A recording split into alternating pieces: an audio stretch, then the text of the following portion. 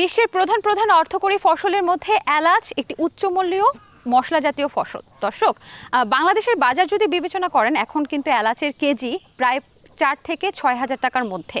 এবং এই উচ্চমূল্যীয় ফসলটা বাংলাদেশে অনেকভাবে অনেক কৃষক এবং কৃষি কর্মকর্তারা চাষাবাদ করার চেষ্টা করেছে বা বাগান করার চেষ্টা করেছে, কিন্তু এখন পর্যন্ত তেমন সফলতার মুখ কিন্তু দেখা যায়নি। সেই ধারাবাহিকতায় শাহজাহান ভাই, আমরা যেখানে এসেছি আজকে দীপ্ত কৃষি টিম, শাহজাহান ভাই যশোরের বেনাপোল গ্রামে শাসা উপজেলায় তিনি এলাচের একটি প্রকল্প তৈরি করেছেন, সবুজ ছোট জাতের মশলা এলাচের প্রকল্প। এবং এখানে তিনি চারা উৎপাদন করছেন, পাশাপাশি 2016 সাল থেকে পর্যন্ত তিনি ধৈর্য ধরে বাগান করে এখন কিন্তু এলাচের গাছে ফুলও পেয়েছেন। দর্শক, তিনি কিভাবে এলাচ চাষ করছেন, এটা কি আসলেই সম্ভাবনাময় কিনা বা এটা করে আসলে লাভবান হওয়া যাবে কিনা, সেই বিষয়টাই আমরা দীপ্ত কৃষিতে আজকে তুলে ধরবো। সবাইকে স্বাগত জানাচ্ছি দীপ্ত কৃষির আজকের এই পর্বে, powered by Kazi Farms, co sponsored by AR Malik Seeds. পুরো আয়োজন জুড়ে আমি সমৃদ্ধি আছি আপনাদের সাথে।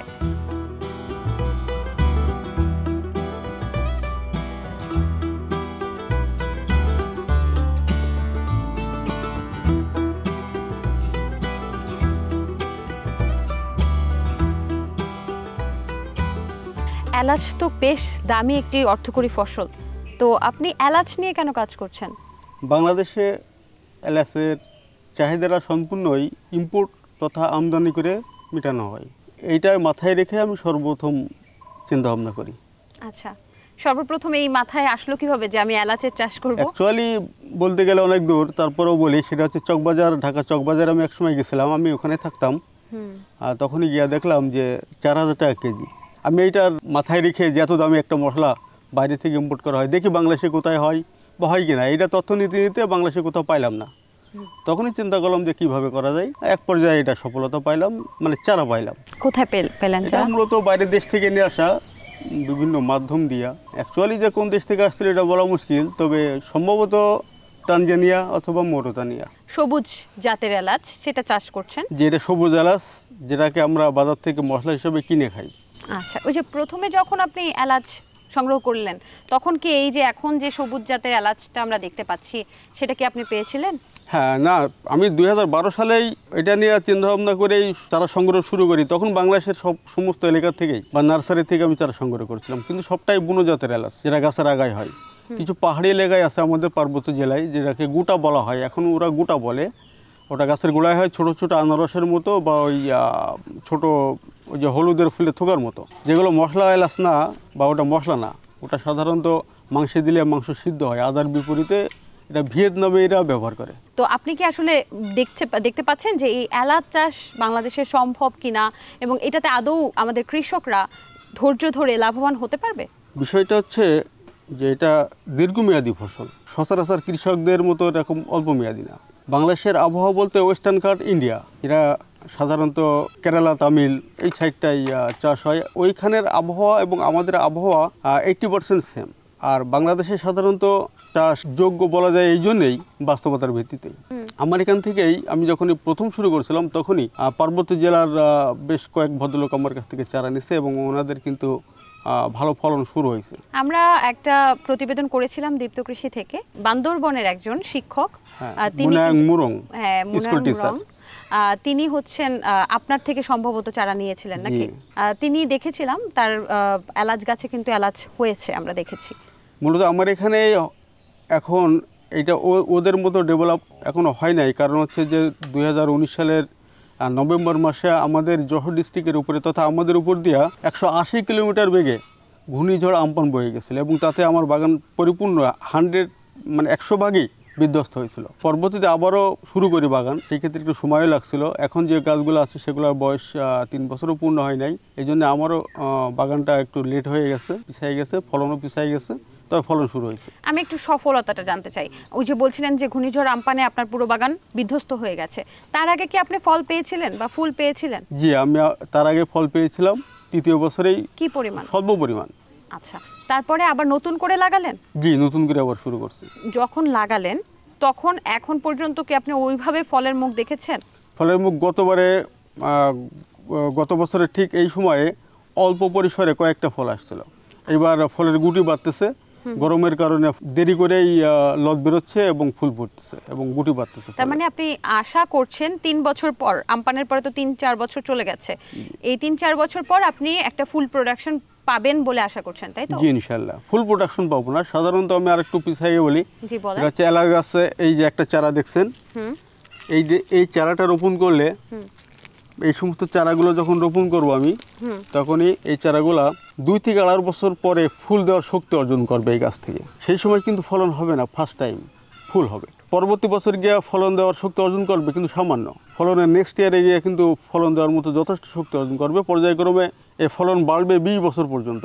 এক পর্যায়ে দেখা যাবে যে একটা গাছ থেকে 5 থেকে 6 কেজি পর্যন্ত শুকনো এলাচ পাওয়া যাবে, কাঁচা এলাচ 30 থেকে 35 কেজি পর্যন্ত পাওয়া যাবে। তবে এটা ধৈর্যের ব্যাপার। এখানে আমি দেখতে পাচ্ছি এক সাইজের চারা, আবার আমার পাশে দেখতে পাচ্ছি আরেক সাইজের চারা।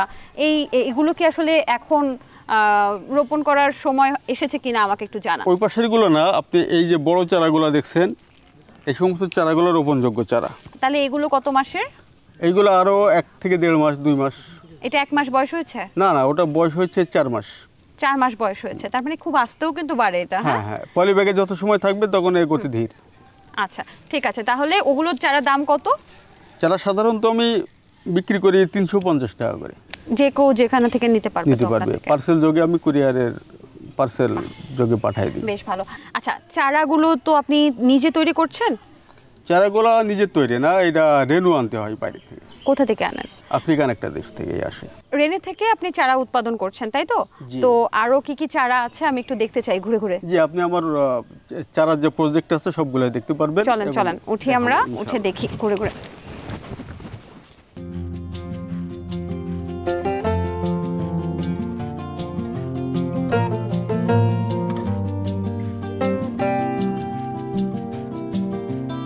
আচ্ছা ভাইয়া, আপনি রেনুর কথা বলছিলেন, সেই রেনুটা আসলে কিভাবে আসে একটু আমাকে যদি বুঝিয়ে বলতেন। এটা যেমন প্রযুক্তিগতভাবে মাছের ডিম থেকে চারা তৈরি করা হয়, আচ্ছা, তদ্রূপভাবেই গাছের অংশ থেকেই এটা প্রযুক্তিগতভাবেই ওইভাবে একটা রেণু তৈরি করা হয়। ওই রেণুটা মাটিতে ফেলার পরে তখনই আস্তে আস্তে চারা রূপান্তরিত হয় এবং পাতা গজায়। ওটা একটু বড় হলে তারপর প্যাকেজিং করা হয়। একজন সাধারণ কৃষক কি সেটা সংগ্রহ করতে পারবে? কিভাবে সংগ্রহ করবে? না, এটা তো যেহেতু বাইরের থেকে আসে, সেটা তো ওইভাবে সংগ্রহ করতে পারবে না। আচ্ছা আচ্ছা, আপনার লিংক আপ লাগবে, তাই তো? আচ্ছা, এখানে দেখতে পাচ্ছি অনেক চারা হয়েছে। আপনারা যখন রেনুটা নিয়ে আসেন নিশ্চয়ই প্যাকেটজাত হয়ে আসে। হ্যাঁ, তারপরে আমি যদি একটা চারা উঠাই, যেমন এই যে এই চারাটাকে তো বিভিন্নভাবে প্রসেস করতে হয়। যেমন মাটিটা আমি জানি যে এলাচের ক্ষেত্রে কিছুটা ভিন্ন মাটি লাগে নাকি? ভিন্ন মাটি, এখানে অনেকটা ন্যাচারাল মাটি দেওয়া। আচ্ছা, কিছুমাত্র খাদ্য উপাদান দেওয়া আছে, যেমন রুট গ্রো আছে, বোরন আছে, এইগুলাই আছে। আচ্ছা, মাটিটা কিন্তু খুবই উর্বর মনে হচ্ছে। হ্যাঁ, একটু উর্বর। দোআঁশ মাটি। দোআঁশ মাটিতে করছেন। দোআঁশ মাটি ছাড়া যদি আমি বেলে মাটিতে করি? না, বেলে মাটিতে এটা হবে না। এলাচ চাষ কখনোই বালু মাটিতে হবে না। আচ্ছা, এর তো শিকড় একদম জাগিয়ে গেছে, তাই তো? তো সেক্ষেত্রে এইটার কতখানি বয়স হয়েছে? এটা মাস 3 হবে। মাস 3। আমরা তাহলে 6 মাস পর্যন্ত অপেক্ষা করব। তারপরে মাটিতে রোপণ করার ক্ষেত্রে কি কি সতর্কতা অবলম্বন করব? মাটিতে যখন রোপণ করতে হবে তখনই সাধারণত আমি বলি, আপনাকে বড় চারা একটা দেখাইলে বোঝাইতে পারবো। প্লিজ একটু যদি কষ্ট করে। হ্যাঁ হ্যাঁ, ডেফিনেটলি আমি আপনাকে বড় একটা চারা খুঁজে দিচ্ছি। যেমন এই যে একটা খুব সতেজ চারা দেখতে পাচ্ছি, এইটা কিভাবে? Thank you. আমি আপনাকে একটা ছিঁড়ে দেখাই। চারাটা রোপণের ক্ষেত্রে কি কি সতর্কতা অবলম্বন করবেন সেটা কিন্তু ভাইয়া দেখাচ্ছে এখন। দেখেন, এখানে অগণিত শিকড় আছে, দেখতে পাচ্ছেন নিশ্চয়ই। আচ্ছা, এতটুকু গাছে কত শিকড়! কত শিকড়! আমার পরামর্শ হচ্ছে, যখনই আপনি এলাচ চারা রোপণ করবেন তখনই ফ্রেশ মাটি, কোনো সার দেওয়ার দরকার নেই, ফ্রেশ মাটিতে রোপণ করবেন। কেননা আপনি যদি সার ওই গর্তে বা ওই মাটিতে বেশি মিশাই দেন, সেই ক্ষেত্রে এই শিকড়গুলো রিয়াকশানে মারা যেতে পারে, নষ্ট হতে পারে। আচ্ছা, সেই ক্ষেত্রে আমি বলি যে পিওর সয়েল বা স্বাভাবিক মাটিতেই এটা রোপণ করতে হবে। তারপরে এই শিকড়গুলো যখনই ওই মাটির সাথে অ্যাড হয়ে যাবে, তখনই কিছুদিন পরেই রাসায়নিক সার বা জৈব সার দেওয়া যাবে। তার মানে প্রথমেই যদি কেউ সার অ্যাড করে সেটা একটু খারাপই হবে। খারাপই হওয়ার সম্ভাবনা মানে 80% বলা যায়, কারণ এই তো বুঝতে পারছেন। থ্যাংক ইউ, এটা আমি এখানে রাখছি। হ্যাঁ, ঠিক আছে, ওখানে রাখেন। তাহলে একটা বিশেষ সতর্কতা অবশ্যই রোপণের ক্ষেত্রে অবলম্বন করতে হবে। ভাইয়া, এই যে চারা আপনি বিক্রি করছেন, বাংলাদেশের কোথা কোথা থেকে নিচ্ছে এবং সেই কৃষকরা যে নিচ্ছে তারা কি ফলন পাচ্ছে কিনা বা কি পাচ্ছে একটু যদি জানাতেন। যারা এখন থেকে 3 বা 4 বছর আগে যারা নিচ্ছে তাদের ফলন শুরু হয়েছে, রাঙ্গামাটিতে আছে, তারপর পার্বত্য জেলার অর্থাৎ চিটাগাংয়ের বেশ কিছু এলাকায় যারা নিচ্ছে তাদের ফলন এসছে। মাঝে মধ্যে ফোন আসে যে উত্তরবঙ্গ থেকে যারা নিচ্ছে তাদেরও ফলন এসছে। আচ্ছা আচ্ছা। আর এই চারাগুলোকে কিভাবে পরিচর্যা করতে হয়, যে 6 মাস যে আপনি পালছেন, তো পরিচর্যার ব্যাপার আছে না, যে কেমন জায়গায় রাখতে হবে? আমি দেখতে পাচ্ছি ছায়াযুক্ত স্থান, যেমন এলাচ গাছ যেমন ছায়াযুক্ত স্থানে পছন্দ করে, তেমনি চারাও কি ছায়াযুক্ত স্থানে থাকতে হবে? হ্যাঁ অবশ্যই, এটা রোদে থাকলে এই চারাগুলো গ্রোথ আসবে না এবং মারা যাবে। বাহ, বেশ ভালো। আচ্ছা, এলাচ কি কোনোভাবে ছাদ বাগানে তৈরি করা যাবে বা ছাদ বাগানে রোপণ করা যাবে কিনা? আসলে এটা ছাদ বাগান মানে শখের বিষয়, বাণিজ্যিক ভিত্তিক না। সেই ক্ষেত্রে যদি শ্যাডো প্লেস যথাযথভাবে তৈরি করতে পারে, অর্থাৎ ছায়াশীল জায়গা এটা যদি করতে পারে, তবে এটা নিয়ম হচ্ছে যে এলাচ কখনোই গরম ছায়া হবে না, শীতল ছায়া। দেখছেন যে বড় বড় গাছ, এটা কিন্তু অনেক উপরে পাতা আছে, নিচ দিয়ে ফাঁকা, যথাযথভাবে বাতাস বা রৌদ্রের তাপ এগুলো কিন্তু আসতে পারছে।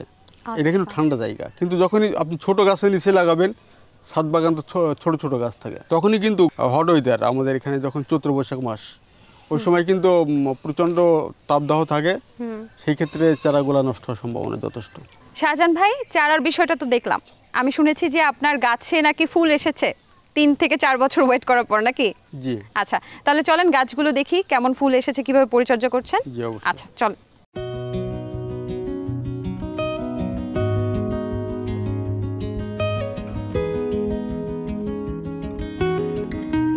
এখন যে বাগানটাতে আমরা আছি, এটা কি ওই ঘূর্ণিঝড় আম্পানের পরে করেছিলেন?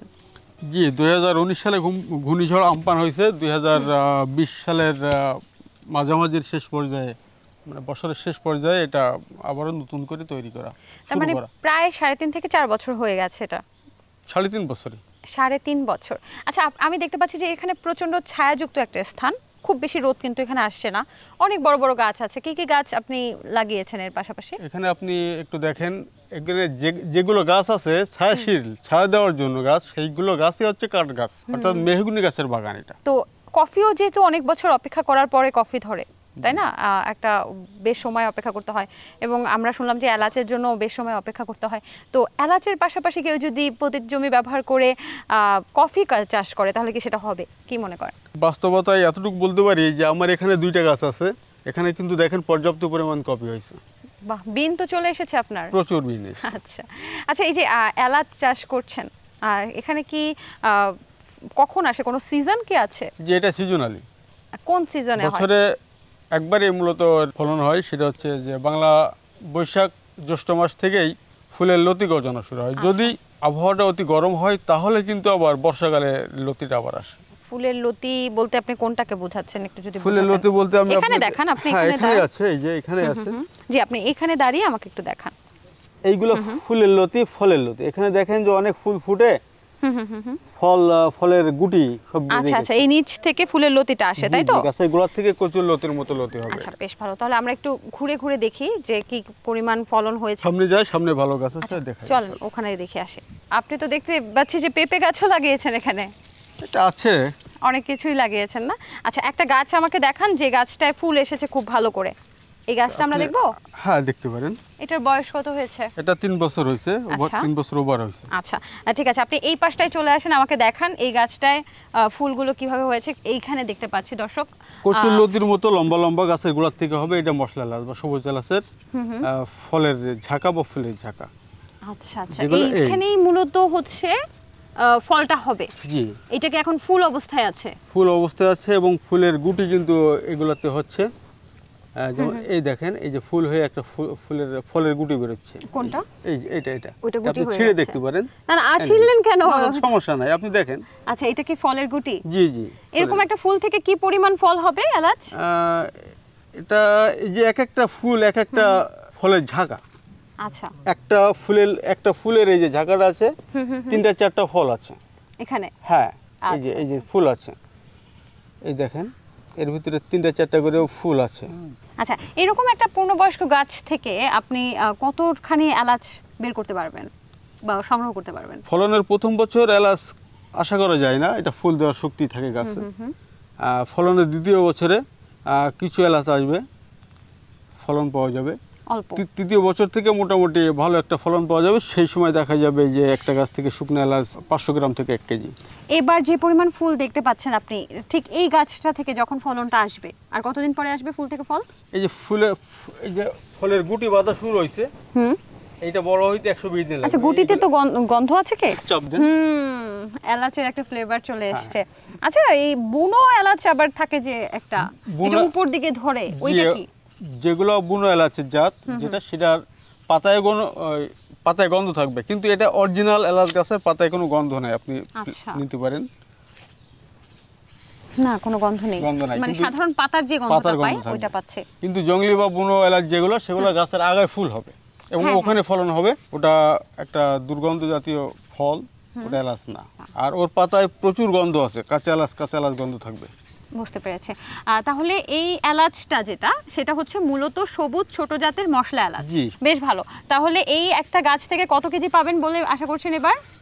এটা আশা করা বলতে যদি পরিপূর্ণভাবে এর থেকে ফল আসে 200 থেকে 250 গ্রাম শুকনা হবে। 200 থেকে 250 গ্রাম এক সিজনে। আর এইটাকে কি প্রুনিং করার কোনো প্রয়োজন আছে কিনা যখন আপনি ফল সংগ্রহ করে ফেলবেন? না, কোনো প্রয়োজন নেই। এটা কত বড় হবে, মানে এটা কি বড় ঝাপালো হবে নাকি এতটুকুই থেকে যাবে? এতটুকুই থাকবে। আচ্ছা, 3 থেকে 4 বছর পর আপনি যখন ফলন পাওয়া শুরু করলেন, যেমন এখন, এবার যখন আপনি সংগ্রহ করবেন, তারপরে কি প্রতি বছরই কম বেশি আসতে থাকবে? জি, প্রতি বছর একই সিজনেই একই সময় এই ধরনের ফলনটা শুরু হবে। আচ্ছা, একটু যদি বলতেন যে যখন আপনি সংগ্রহ করে ফেলবেন, ঠিক তখন আপনি এলাচটা কিভাবে সংরক্ষণ করবেন? অনেকেরই প্রশ্ন এটা। এবং পাশাপাশি তখন এই গাছটার কি কি পরিচর্যা থাকবে? আপনি বলছিলেন প্রথম তো সার দেয়া যাবে না, তাহলে সার, সেচ এগুলো কিভাবে দেব? এটা সাধারণত যখনই চাষের ক্ষেত্রে বছরে 2 বার সার দেওয়া লাগে। কি সার, কি সার? টিএসপি, তারপরে ইউরিয়া আর পটাশিয়াম, এই 3টে সার প্রতি একরেই 50 কেজি, অর্থাৎ 3টাই 150 কেজি। এটা দিতে হবে নভেম্বর ডিসেম্বর এক টাইম, আর হচ্ছে জুন জুলাই, এই 2 বারই এই সারটা ইউজ করতে হবে। তাছাড়া এতে জৈব সার ব্যবহার করা যাবে যে কোনো সময়। কোথায়? গাছের গোড়ায়? গাছের গোড়ায়। তবে রাসায়নিক সার ব্যবহার করতে গেলে সারা জমিতেই দিতে হবে, শুধু গাছের গোড়ায় না। কিন্তু যখনই জৈব সার দেবেন তখন গাছের গোড়ায় দেওয়া যাবে। আর কোনো রোগবালাই কি আছে? রোগবালাই তো অবশ্যই আছে। যখনই গরম থাকবে, গাছের পাতায় যে একটা রোগ লাগছে, এর জন্য কিন্তু অবশ্যই মেডিসিন ইউজ করতে হবে। সেটা হচ্ছে যে নাটিভো জাতীয় যে ওষুধটা বা ক্যাব্রিওটপ। আচ্ছা শাহজাহান ভাই, এতক্ষণ তো অনেক কথা বললাম, তবে আজকে অনেকেই এই প্রতিবেদনটা দেখে হয়তো বা চারা সংগ্রহ করে নিজেও একটা বাগান করার চেষ্টা করবে। তো আপনি তো অনেক দিন ধরেই এই এলাচের সাথে আছেন, একটু যদি মানে পরিষ্কারভাবে বলতেন যে এত বছর অপেক্ষা করে একজন কৃষক বা একজন উদ্যোক্তা এটাকে পরিচর্যা করবে, সার দিবে, একটা ইনভেস্টমেন্ট তো আছে, তাই না?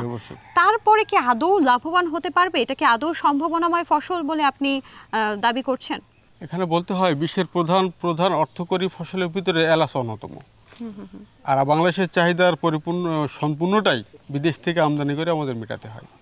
আমাদের দেশে যথেষ্ট পরিমাণ এই বাগানি জমি বা পরিত্যক্ত জমি আছে।